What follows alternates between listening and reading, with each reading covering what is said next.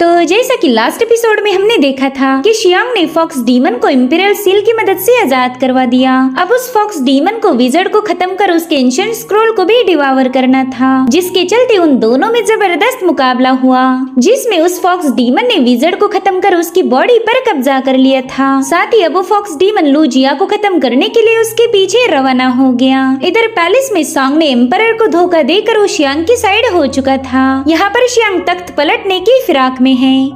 अब आगे तो इस एपिसोड की शुरुआत उसी सीन से होती जहाँ पर एम्परर शियांग पर काफी ज्यादा चिल्ला रहा था। वो कहता है तुम्हें क्या लगा तुम इस फायर डैगर को छीनने के बाद पैलेस की फॉर्मेशन को एक्टिवेट कर पाओगी? लड़की अब मेरी बात ध्यान से सुन, इस फॉर्मेशन को एक्टिवेट करने के लिए रॉयल ब्लड की जरूरत होती है जो कि तेरे पास है ही नहीं। तुझे तो हमारे पुराने एम्परर ने गोद लिया था। मगर शियांग तो काफी ज्यादा रिलैक्स थी। वो सॉन्ग से उस फायर डैगर को समन करते हुए उस पर अपनी उंगली पिंच कर देती है। उसके ब्लड के कांटेक्ट में आते ही वो फायर डैगर अचानक से ग्लो करने लगा। उसके अंदर से एकदम प्योर एनर्जी रिलीज हो रही थी। शियांग एम्परर से कहती कि शायद तुम इसी रॉयल ब्लड की बात कर रहे थे। ये सब देखकर तो वहाँ मौजूद सभी लोग काफी ज्यादा हैरान हो गए। एम्परर कह रहा था कि ये तो इम्पॉसिबल है, कहीं तुम पुराने एम्परर की नाजायज औलाद तो नहीं हो? जिस पर शियांग कहती कि जाओ के राज घराने को रॉयल ब्लड मिला था इमॉर्टल से। डिवाइन रॉयम के इमॉर्टल्स ने ही रॉयल ब्लड तुम लोगों को गिफ्ट किया था। जिसके बाद शियांग हवा में फ्लोट करते हुए अपने विंग्स को समन कर लेती है और मैं खुद एक इमॉर्टल की बेटी हूँ। जो सुनते इस सॉन्ग तो काफी ज्यादा हैरान हो गया। वो समझ चुका था कि अब जाओ स्टेट को बचाने की उम्मीद मिल चुकी है, इसलिए वो तुरंत ही उसके सामने घुटने टेकते हुए कहने लगा कि प्लीज मेरी वफादारी को एक्सेप्ट कीजिए।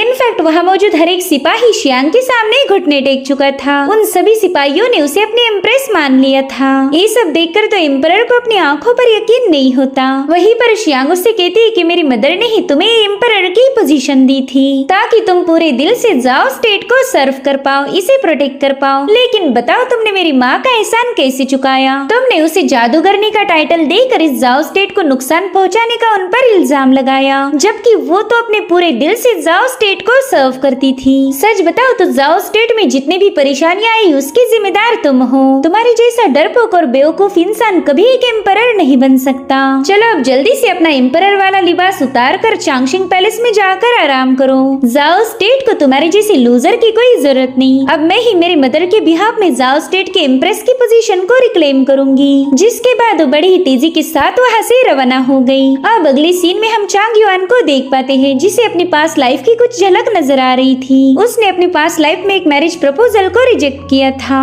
और तभी शाओलिंग जाकर उसे उस विजन से बाहर निकाल लेती है। वो कह रही थी कि अब सिटी में काफी ज्यादा क्योस मचा है, मेरे ख्याल से हमने यहाँ से पहले ही चले जाना चाहिए था। तो चांग युआन उसे डिस्ट्रैक्ट करते हुए कहने लगा कि क्या तुम एक कहानी सुनना चाहोगी? जिसके लिए शाओलिंग तुरंत ही काफी ज्यादा एक्साइटेड हो गई। चांग युआन उसे बताता है कि कई सौ सालों पहले माउंटेन पर एक स्पेशल टेम्पल था। वहाँ पर टोटल 7 डिसाइपल कल्टीवेट किया करते थे, जिनमें से सबसे यंग डिसाइपल को हमेशा अपने सीनियर के ऑर्डर को फॉलो करना पड़ता। उससे तो वो लोग कई सारे टास्क कंप्लीट करवाया करते थे, मगर फिर भी वो बच्चा वहाँ रह के काफी ज्यादा खुश था। तो शाओलिंग उससे पूछती कि क्या उस टेम्पल में कोई मास्टर नहीं था जो इन डिसाइपल पर नजर रख पाए? जिस पर चांग युआन बताने लगा कि हाँ वहाँ पर एक मास्टर तो था, मगर वो कई सालों से सेक्लूजन में कल्टीवेट कर रहा था। वो सेक्लूजन में होकर भी सभी डिसाइपल्स पर नजर रखते थे। साथ ही उन्हें अलग अलग टास्क की लिस्ट भी दी जाती और उसी अकॉर्डिंग डिसाइपल्स को एक्शन लेना था। अब सीन शिफ्ट होकर हम लू जिया को देख पाते जो कि जाओ स्टेट से बाहर जाने की फिराक में थी, मगर तभी फॉक्स डीमन उसके सामने आ जाता है। वो उससे कह रहा था लड़की मेरी इजाजत के बगैर तुम यहाँ से नहीं जा सकती। जिसके बाद उस डीमन ने लू जिया पर हमले करना शुरू कर दिए। उसके एक ही अटैक में लू जिया काफी पीछे जाकर पटक चुकी थी।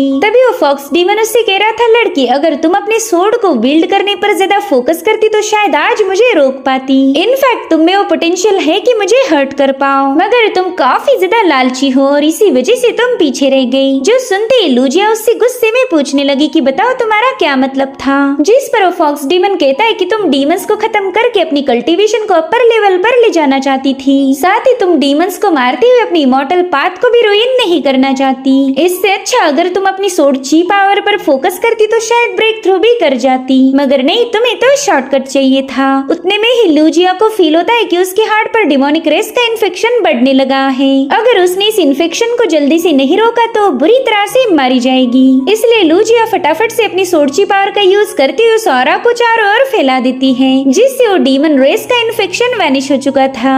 मगर तभी फॉक्स डीमन ने सीधे आकर उस पर एक जोरदार पंच हिट कर दिया, जिसके चलते लूजिया बुरी तरह से घायल होकर चट्टान पर पटक चुकी थी। इधर वो फॉक्स डीमन हंसते हुए कह रहा था कि लड़की, मौत से पहला मैं तुम्हें एक रियल सोर्ड शो करना चाहता हूँ। तुम एक तलवारबाज तो हो, मगर तुम्हारे पास कोई असली तलवार नहीं। जिसके बाद वो अपनी इवल पावर से बनी हुई सोर्ड सीधा लूजिया के सीने के आर पार घुसा चुका था। वो अटैक इतना ज्यादा रैपिड था कि लूजिया को उसे रोकने का भी वक्त नहीं मिला। साथ ही उस सोर्ड ने दोबारा से उस पर एक और हमला कर दिया था, जिसके चलते वहाँ पर एक गोल्डन शील्ड क्रिएट होकर डिवाइन पावर चारों ओर फैलने लगी। फॉक्स डीमन कहने लगा कि तुम लॉन्गिटिविटी रेल्म की कल्टीवेटर थी, मगर फिर भी तुम्हें ऐसा लगा कि तुम मुझे हरा सकती हो। शायद तुमने खुद को कुछ ज्यादा ही पावरफुल समझ लिया था। मगर तभी वो देखता है कि लूजिया तो अभी तक जिंदा है। वो फॉक्स डीमन के अटैक में मारी नहीं गई थी। वो काफी ज्यादा घायल थी, मगर फिर भी जैसे तैसे खुद को संभालते हुए वो उठ गई। साथ ही वो फॉक्स डीमन से कह रही थी कि अभी तक ये जंग खत्म नहीं हुई। जिसके बाद उसने अपने 3 स्लैश अटैक रिलीज करते हुए फॉक्स डीमन पर अटैक कर दिया, मगर वो डीमन जल्दी से साइड में हट चुका था। वो कह रही थी, सीनियर, मैं कई सालों से एक मेंटल बैरियर में ट्रैप थी, लेकिन आज आपने उस बैरियर को हटाकर मेरी मदद की है।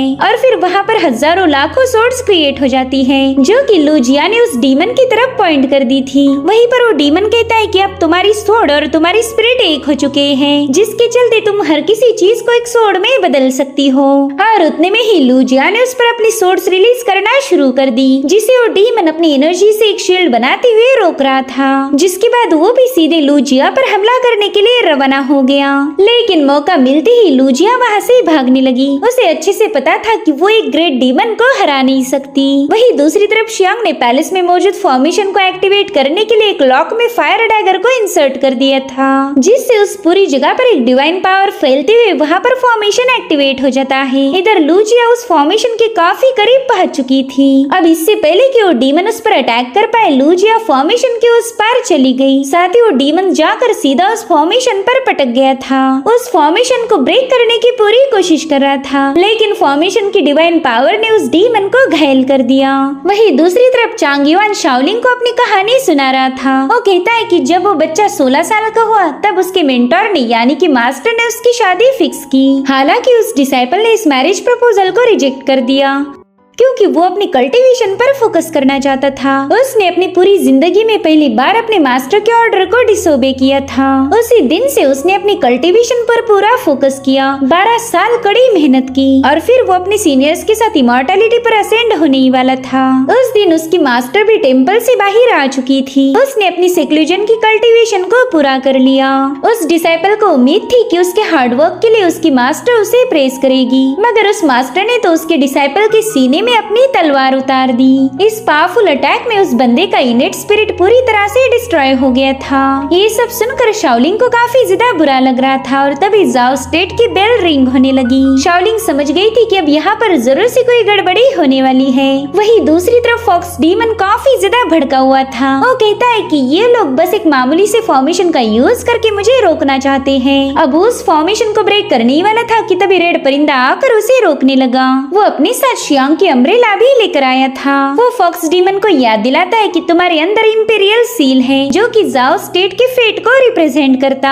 जिस वक्त तुमने उसे स्वैलो किया था, उसी वक्त तुम इस इंपीरियल सिटी से जुड़ गए। तो अब अगर तुम जाओ स्टेट को कोई भी नुकसान पहुंचाओगे, तो उसका सीधा काउंटर अटैक तुम्हें भी झेलना पड़ेगा, जो कि तुम्हारे अटैक से 1000 गुना ज्यादा पावरफुल हो सकता है। इससे अच्छा तो ये होगा कि तुम इस अम्ब्रेला को स्वैलो करो, इससे तुम्हारी पावर बढ़ जाएगी। जो सुनते उस फॉक्स डीमन ने शियांग की अम्ब्रेला को अपनी तरफ खींच लिया। वो कहता है शायद उस लड़की ने ही अम्ब्रेला तुम्हें मुझ तक पहुँचाने का काम दिया होगा। तो अब उस फॉक्स डीमन ने जल्दी से उस अम्ब्रेला को भी स्वालो कर दिया। उसके ऐसा करते ही उसकी एक और डिवाइन स्पिरिट आजाद हो गई थी, जिससे अब उसकी पावर और ज्यादा बढ़ गई थी। वहीं पर वो रेड परिंदा तो डर के मारे कांपने लगा। तभी वो डीमन उससे कहता है कि इंपीरियल सील और एंशिएंट स्क्रॉल पर रेस्ट्रिक्शन लगाए गए थे, तो जरूर से इस अम्ब्रेला पर भी कोई रेस्ट्रिक्शन होगा। तो चलो फटाफट से मुझे उस रेस्ट्रिक्शन के बारे में इंफॉर्मेशन दो ताकि मैं कोई गलती ना कर बैठूं। जिस पर वो रेड परिंदा कहने लगा सीनियर आप तो काफी ज्यादा चालाक हो। दरअसल ये रेड अम्ब्रेला जाओ स्टेट के लोगों को रिप्रेजेंट करती है। अगर आपने जाओ स्टेट के लोगों को मार दिया तो आपको उसका बैकलैश झेलना पड़ेगा। जो सुनते ही वो डीमन काफी ज्यादा हंसने लगा। वो कह रहा था कि शियांग ने काफी चालाकी से मुझे ट्रैप किया है। ना ही मैं इस जाओ स्टेट को बर्बाद कर सकता हूँ और ना ही यहाँ के लोगों को मार सकता हूँ। उसे ऐसा लग रहा होगा कि ये सब करके वो मुझे चौथी चाबी लेने से रोक लेगी, मगर उसे ये बात पता नहीं कि मैं एक ग्रेट डीमन हूँ, मुझे कोई कंट्रोल नहीं कर सकता। खैर मुझे ये बताओ तुम हो कौन? मेरे ख्याल से तुम उस शियांग के पालतू कुत्ते हो। जिस पर वो रेड परिंदा जवाब देते हुए बताने लगा कि मैं पालतू कुत्ता नहीं बल्कि आप मुझे रेड परिंदा बोल सकते हो। मैं तो कई सालों से प्रिंसेस शियांग को फॉलो कर रहा हूँ। जिस पर वो फॉक्स डीमन कहता है कि अब तुम उस लड़की को नहीं बल्कि मुझे फॉलो करोगे। साथ ही साथ उसने रेड परिंदे पर लगाया हुआ कर्स सील भी हटा दिया, जिसके चलते वो परिंदा तो खुशी के मारे झूम उठा। अब वो अपनी पावर को फ्रीली यूज कर सकता है। तब तक उस फॉक्स डीमन ने रेड अम्ब्रेला का यूज करते हुए सिटी पर लगे हुए फॉर्मेशन को इनएक्टिवेट कर दिया। वहीं दूसरी तरफ लूजिया बुरी तरह से घायल होकर सिटी में पटक चुकी थी। वो खुद को ही बता रही थी कि मैं यहाँ पर मर नहीं सकती, मुझे किसी भी कीमत पर अपने सेक्ट में वापस जाना होगा ताकि मैं इस डीमन के बारे में उन्हें इन्फॉर्म कर सकूं। हालांकि अब वो अपनी सोड को भी समन नहीं कर सकती, जिसके चलते वो समझ गई कि अब वो लॉन्गिटिविटी रेल्म से सीधा मिडियम रेल पर पहुंच चुकी है, यानी कि उसकी कल्टीवेशन एक लेवल से ड्रॉप हो गई थी। इनफैक्ट वो ब्लू एंड व्हाइट चेयर को भी सेंस नहीं कर पा रही थी। दरअसल ये चेयर एक ऐसा वेपन है जिससे इस फॉक्स डीमन को मारा जा सकता। वहीं पर चांगयान और शाओलिंग ने लूजिया को बेहोशी की हालत में देख लिया था, तो वो लोग तुरंत ही उसे अपने रूम में लेकर आते हैं, जहाँ पर चांगयान उसकी पल्स चेक कर रहा था। चांगयान शाओलिंग को बता रहा था कि ये तो एक सोड इमॉर्टल है जो कि ब्लू एंड व्हाइट चेयर का यूज करते हुए एक डीमन को मारना चाहती थी। जिस पर शाओलिंग कहने लगी कि अगर ये बंदी इतनी पावरफुल होकर भी घायल हो गई तो जरा सोचो उसे घायल करने वाला बंदा कितना पावरफुल होगा। अगर हमने इसकी जान बचाई तो बंदा हमें भी मार सकता है। मगर चांगयान उससे कह रहा था कि जल्दी से इसके लिए मेडिसिन लेके आओ, हम इसे ऐसे ही मरने नहीं दे सकते। शाओलिंग के वहाँ वापस आने तक चांगयान ने लूजिया के कपड़े चेंज कर दिए थे, साथ ही उसके घाव पर मेडिसिन भी अप्लाई करने लगा। हालांकि ये सब शाओलिंग को जरा भी कंफर्टेबल नहीं लग रहा था, इसलिए वो चांगयान से कहने लगी कि प्लीज ये काम आप मुझे करने दीजिए। और अब उसका बैंडेज करने के बाद शाओलिंग को बस उसके होश में आने का इंतजार था ताकि वो इस फेरी से गप्पे लड़ा पाए। अगले ही दिन लूजिया को होश आ गया था। वो चांगयान को देखती अपनी सोड ढूंढने लगी। उसे लग रहा था कि चांगयान ने उसके कपड़े चेंज किए। तभी चांगयान उसे बताता है कि हम दोनों ने मिलकर तुम्हारी मदद की है, तुम्हारे घाव पर मरहम लगाने का काम तो मेरी जूनियर शाओलिंग ने किया था, इसलिए प्लीज बेवजह हम पर अटैक मत करना। जो सुनते ही लूजिया को समझ आ गया कि ये दोनों भी हार्मलेस हैं, ये उसे कोई नुकसान नहीं पहुंचाएंगे, इसलिए अब लूजिया भी उनकी हेल्प के लिए उनका शुक्रिया अदा करने लगी। साथ ही साथ वो शाओलिंग से पूछ रही थी कि तुम लोगों के मास्टर कहाँ पर हैं? उन्होंने तो वाकई तुम्हें काफी अच्छी तालीम दी है। जिस पर शाओलिंग जवाब देते हुए बताने लगी कि मैं तो बस 1 साल के लिए ही उनकी डिसाइपल थी और हाल ही में यहाँ आने के बाद हमारे मास्टर की मौत हो गई, इसलिए मैं अपने मास्टर से ज्यादा कुछ सीख नहीं पाई। जो सुनती ही लूजिया शाओलिंग को अपने पास बुला लेती है। वो उसकी कल्टीवेशन लेवल और उसकी स्पिरिचुअल रूट्स को चेक कर रही थी। लूजिया को पता चला कि शाओलिंग के अंदर तो एक रेयर कल्टीवेशन का सीड है, मगर वो फिलहाल काफी ज्यादा कमजोर था। जो सुनते ही शाओलिंग खुश हो गई। अब वो चाहती थी कि लूजिया चांगयान के भी स्पिरिचुअल रूट्स को चेक करे। हालांकि चांगयान ऐसा करने से कतरा रहा था, तो शाओलिंग ने जबरदस्ती उसे लूजिया के एकदम करीब पुश कर दिया।